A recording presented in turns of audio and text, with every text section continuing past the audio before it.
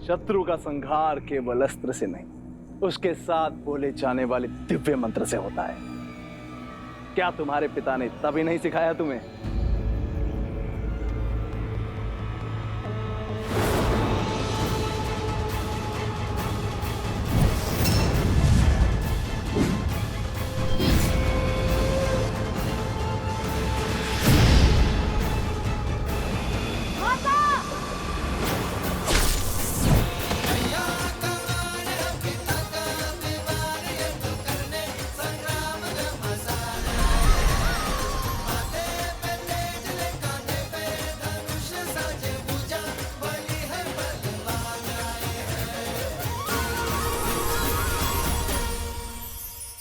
हे माता, मेरा तप समाप्त हुआ, आशीर्वाद दीजिए।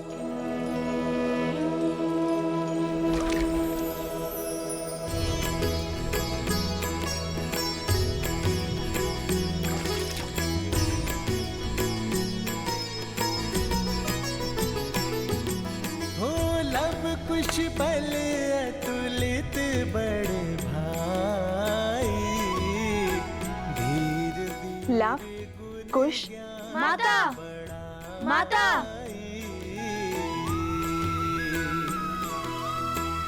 मातु पिता सेवक सदा सुभाए, राम सिया और प्रीति बढ़ाए। पिता बिनु नित राम ही ध्यावे, मातु सिया पर छत्र फरावे।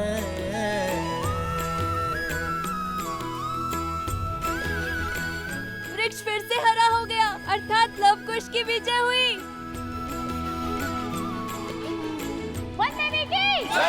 वन देवी की जय!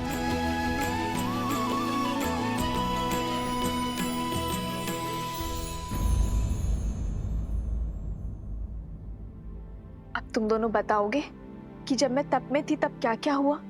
अरे माता, वो भैया, कथा सुनाने में मैं दक्ष हूँ। यह सर मुझे दीजिए भैया। ठीक है, सुनाओ सुनाओ। वैसे भी मैं तो थकान से चूर चूर हो चुका हूँ। तो हुआ ये माता, आपके ध्यान में जाते ही आकाशमात भयंकर संकट आ पड़ा। और वैसे भी आपके पुत्र तो भगवान वाल्मीकि के शिष्य हैं, वो थोड़ी ना संकट से घबराते हैं।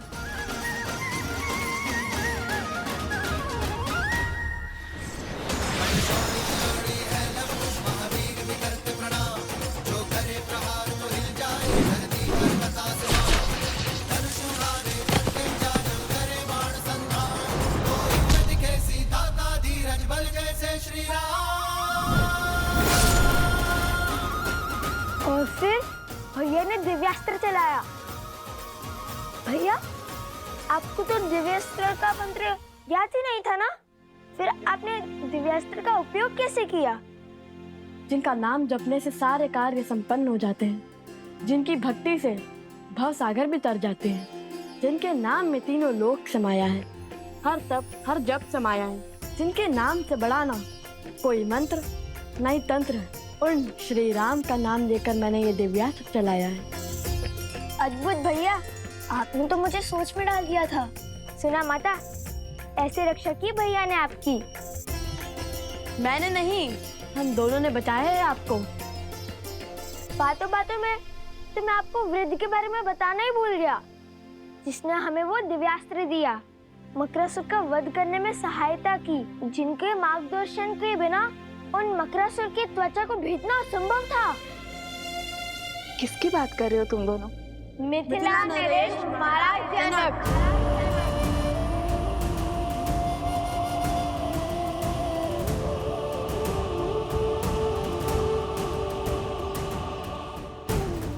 वो तो हमारे साथ भी आना चाहते थे, किंतु मैंने मना कर दिया।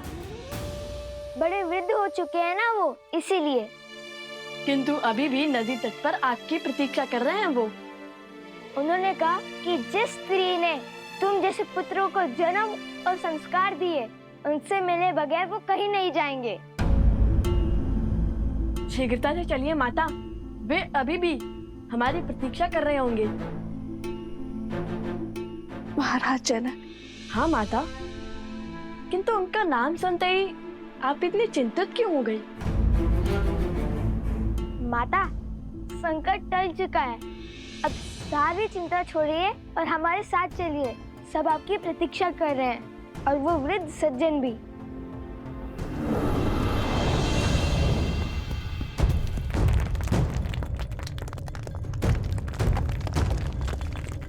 ये क्या हो रहा है? लगता है संकट के बादल अभी नहीं छटे हैं।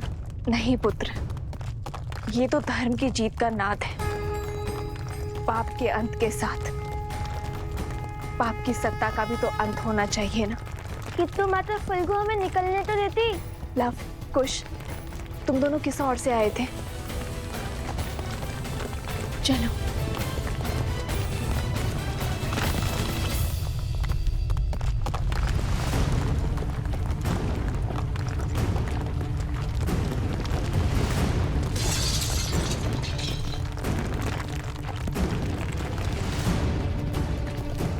भूमि हिल रही है।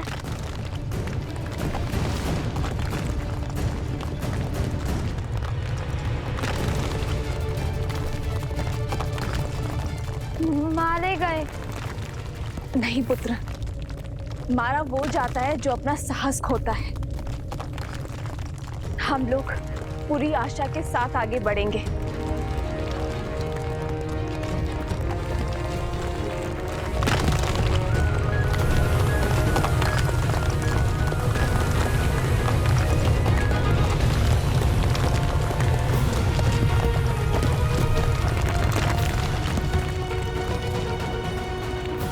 कहाँ रह गए ये लोग? अब तक तो उन्हें आ जाना चाहिए था। मेरा मन तो बहुत घबरा रहा है। धर्म की रक्षा करने वालों को अधर्म कभी भी हरा नहीं सकता। वो आते ही होंगे। लव कुश, मेरा हाथ थामो। हाथ तो आप मेरा थामिए माता। इस रहम का ज्वार में मेरा हाथ छूट सकता है, किंतु यदि आपने मेरा हाथ थामा तो कभी नहीं छूटेगा।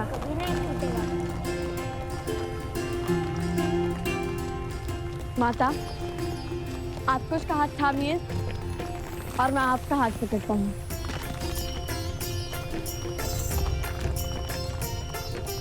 आज न माता पुत्रों का हाथ छोड़ेंगी और न पुत्र माता का।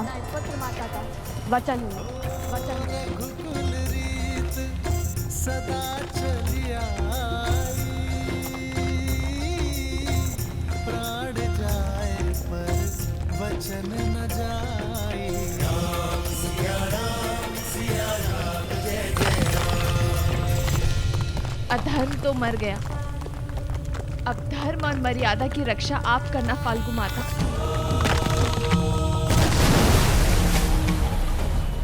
वन देवी, लव, कुश, कहाँ हो सब? लव, कुश, कुश, लव।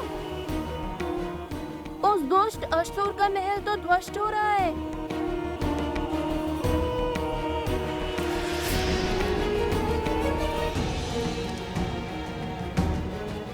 कहीं लव कुश और वन देवी को कुछ नहीं होगा उन्हें। लौटेंगे, अवश्य लौटेंगे और सुरक्षित लौटेंगे। रात्रि होने को है, प्रतीत होता है हमें उन्हें ढूंढने के लिए सहायता की आवश्यकता पड़ेगी। मैं गांव वालों को लेकर आता हूं। मेरी सेना भी आपके साथ चलेगी। सेनापति, कुछ सैनिक लेके जाइए इनके साथ।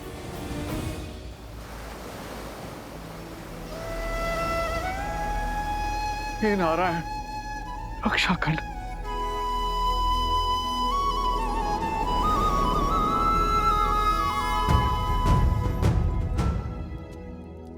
प्रभु। हनुमान, कहो कैसे आना हुआ? प्रभु को कर्तव्य में उलझे देखा तो चला आया, ये सेवक सेवा करने। कर्तव्य का भार उतारने की ही तैयारी कर रहा हूं हनुमान। भरत को अयोध्या का राज्य सौंपना है, तो बस अश्वमेध यज्ञ के लिए आमंत्रित अतिथियों की सूची पढ़ रहा था। कर्तव्य और दायित्व केवल बहाने हैं, सत्य तो केवल एक ही है। उस काली रात्रि के पश्चात आप कभी ठीक से सो ही नहीं पाए प्रभु। कदाचित हर रात्रि जाग कर बिताने वाले केवल हम ही नहीं हैं हनुमान।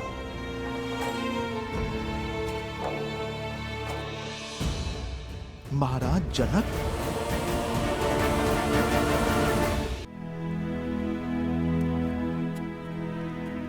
जो क्षमा इतने वर्षों से मैं स्वयं को नहीं दे पाया, आशा करता हूं हनुमान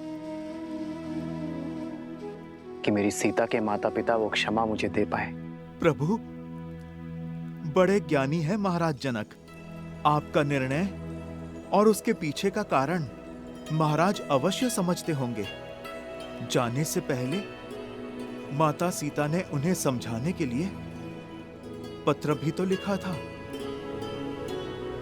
जानता हूं हनुमान, सीता के समझाने पर वे अवश्य समझे होंगे, किंतु संसार में ऐसा कोई जीव नहीं जो अपने जीवन से पौत्र या नवासे का सुख खोकर दुख नहीं मनाएगा।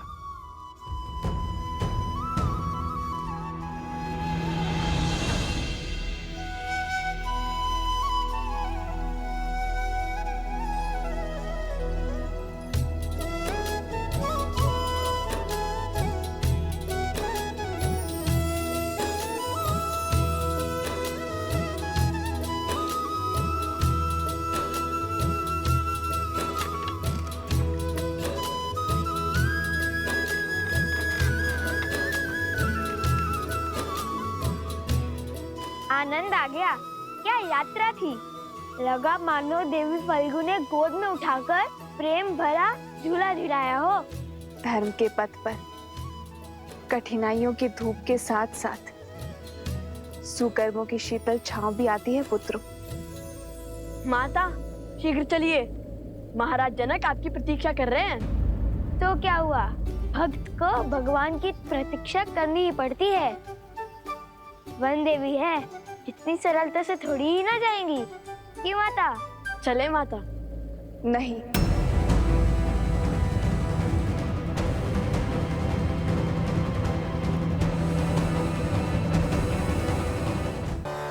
मेरा अर्थ है कि फाल्गु माता ने हमारी इतनी सहायता की, हमें सुरक्षा दी, तो मैं उनके दर्शन कर उन्हें धन्यवाद देना चाहती हूँ। बात तो उचित है।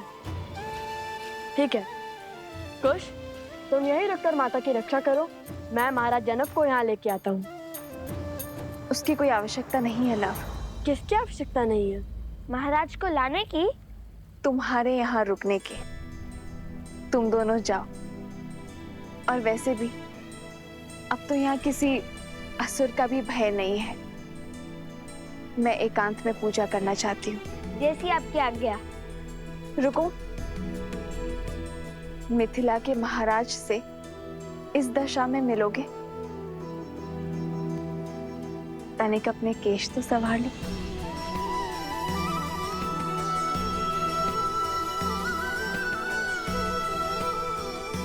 देखो अब कितने सुंदर दिख रहे हो।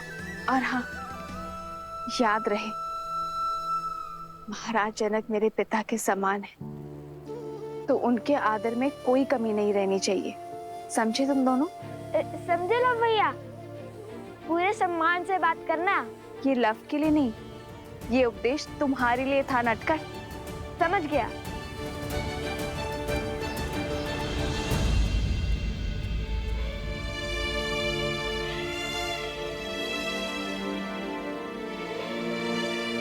ये कैसे दुविधा में डाल दिया माते।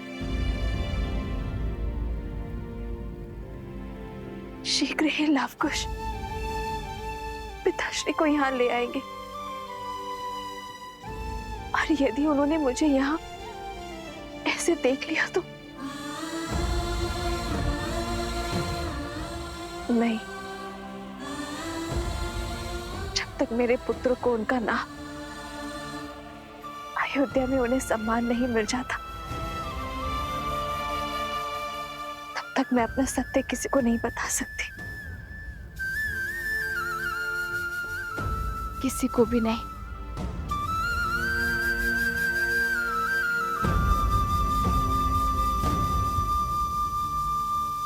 अयोध्या पहुंचते ही मैं राज्य का सारा भार भरत को सौंप दूंगा। फिर अपने महाराज की आज्ञा और धर्म की बेड़ियों से बंधा भरत अपनी पत्नी के साथ राष्ट्र की उन्नति के लिए अश्वमेध यज्ञ करवाएगा।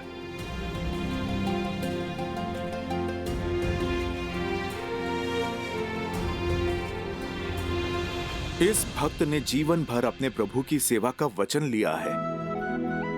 जहां जहां आपके ये पग जाएंगे, वहां वहां इस सेवक का प्रतिबिंब पाएंगे। जो अपने प्रतिबिंब से दूर है, उनका प्रतिबिंब तुम बनोगे हनुमान। मैं राजभार से मुक्त होकर अपनी सीता को खोजूंगा, तब ना पाव में राजधर्म की बेड़ियां होंगी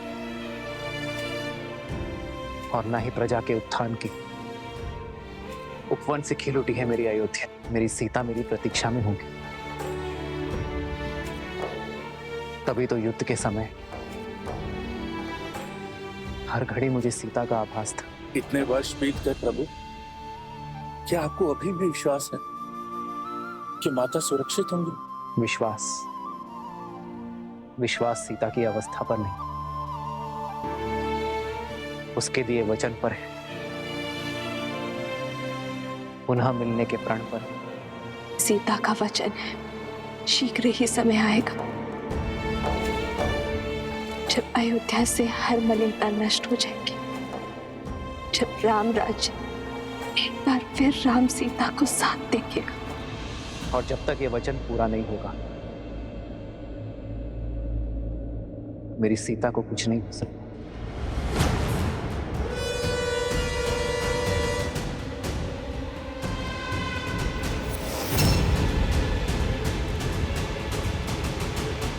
पकड़ो कुश। छोड़ो मुझे, छोड़ो, मारो भैया। छोड़ो, छोड़ो मुझे, छोड़ो।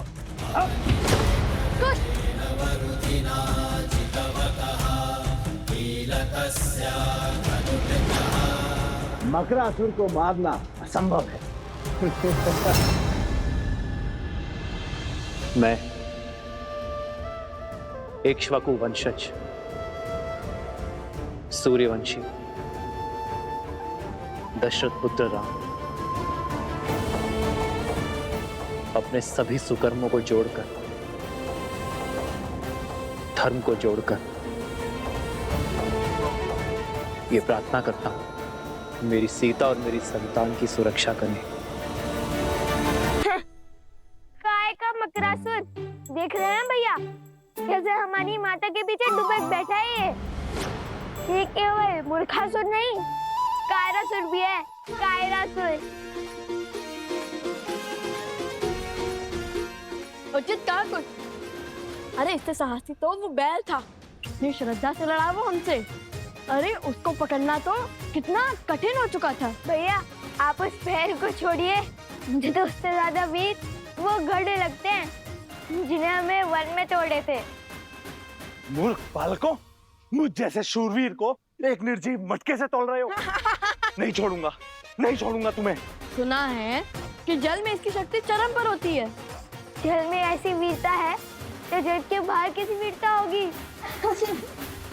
अहंकारी अबोध बालकों, अब एक शब्द और कहा तो प्राण ले लूंगा तुम्हारे। अरे मकरासुर की वीरता तुम क्या जानो। क्रोध संसार से पहले खुद को ले लेता है मकरासुर। बाण चलाइए भैया। अरे किंतु इस दिव्यास्त्र का दिव्य मंत्र तो हमें उन्होंने बताया ही नहीं। हे नारायण, मैंने उन बालकों को दिव्यास्त्र तो दिया, किंतु उसका महामंत्र तो दिया ही नहीं। ये कैसा अनर्थ हो गया मुझसे। यदि वो बालक नहीं लौटे तो मैं स्वयं को कभी क्षमा नहीं कर पाऊंगा। उन्हें लौटना ही होगा, उन्हें लौटना ही होगा। भैया मैंने कहा था ना, वो वृद्ध है, अवश्य ही भूल गए होंगे। तो फिर बाण चलाने का सांग ही कर दीजिए, तब तक कोई युक्ति निकाल लेंगे। अस्त्र है और मंत्र नहीं, क्या बात है।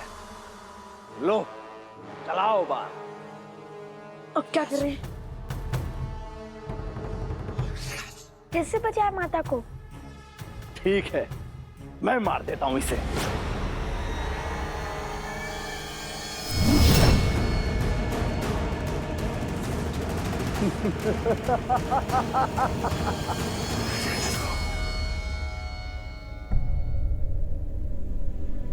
वृक्ष पे बस हरा पत्ता बचा है।